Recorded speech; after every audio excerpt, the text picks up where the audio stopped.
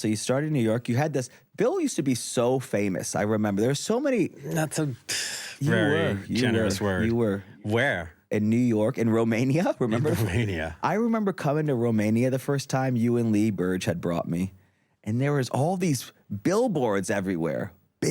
Like in Ibiza, with me, but it was Bill. Bill Pat, and I was this like, was Sunwaves. There was no billboards except for. It was. Maybe there was one He's playing party thing. Let yourself be. Let me Go on. let me embellish in the story. Not right? comfortable with it, but go. So there's all these signs and stuff. And I remember when I was coming up and we were just these young kids, Bill had this really big party in New York. Robots. He was bringing all these great DJs. You want to tell us a little bit about your early career being a DJ, Bill? Yeah, Robots came after my residency at ARC, which was vinyl back in the day, where Danny Teneglia and Body and Soul, Danny Krivit, Joe Clazel, Francois He's an K. old New York DJ. We get it. Do the children know who I these don't DJs? think the children know who any who of was those working the door? incredible DJs are. Working the door at vinyl back then? Who? Miss Honey.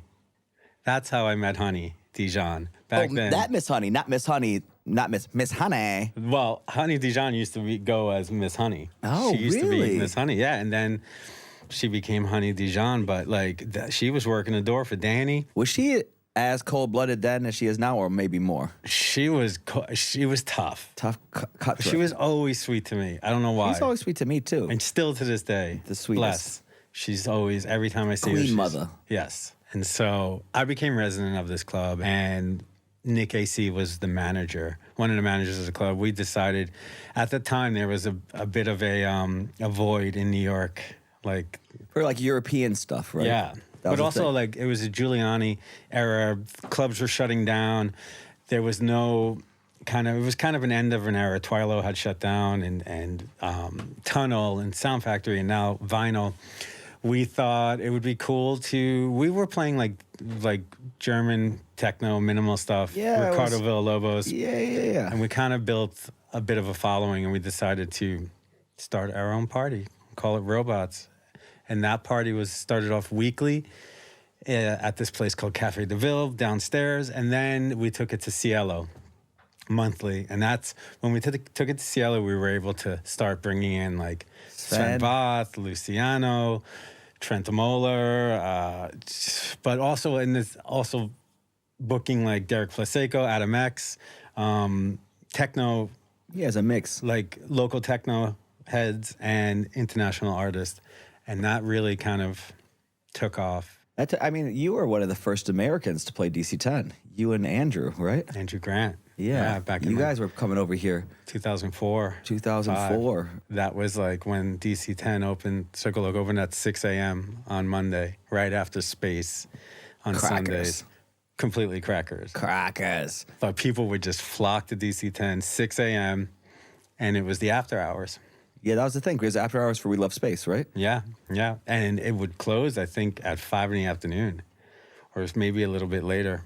But I played in like 2004, 2005, The Terrace at the time. Incredible. Just really good memories. But that was how my career kind of started. And I remember distinctly, very vividly coming over here and playing at Underground, and Sven Väth coming to see me and taking me aside after my set and said to me, if you want to take your career to the next step, you have to move to Europe. New York, America. It seems like he was wrong. I'm like, thanks, Sven. Thanks for the terrible Nick. advice. Yeah. But no, he was like, and it was true. It was like, in America, you could only go, back then especially. Oh, it's 100%. There was a ceiling.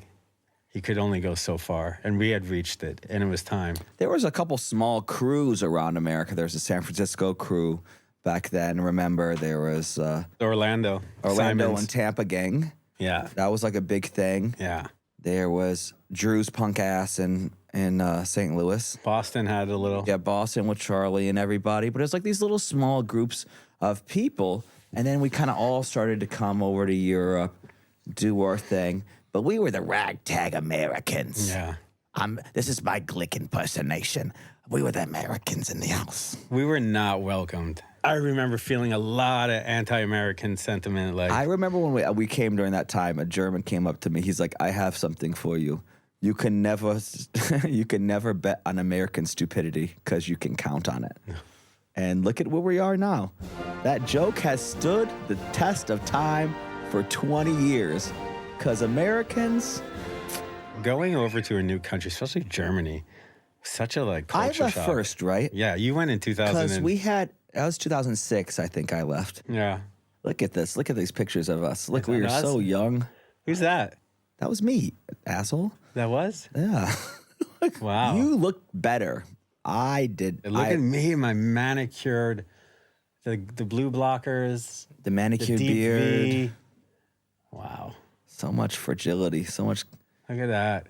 So few tattoos as well. I know. I wish if I could give any advice about tattoos, don't get them until you're in your mid-30s. There's a lot of stupid shit you're into in your 20s. Most of your bad tattoos happen after your mid-30s. No. Most of them are.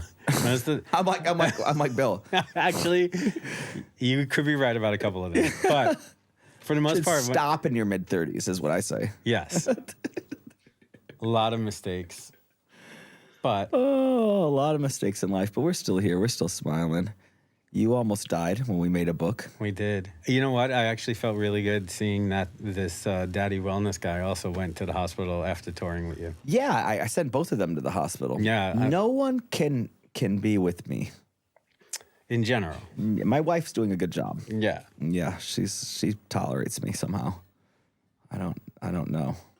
I think it's the kids That helps. being more annoying than me, but But it's not easy to be on tour with you in general. I mean, for me, from a friend standpoint, a friend standpoint, it's easy. super easy. But the amount of time, Yeah, but just the intensity of it. Seeing that two other people went to the hospital made me feel so good. but you got cancer. Yeah, but not from the tour. No, You're not going to give me credit for that? you're not getting credit for that. That is no way. Did I give Bill cancer?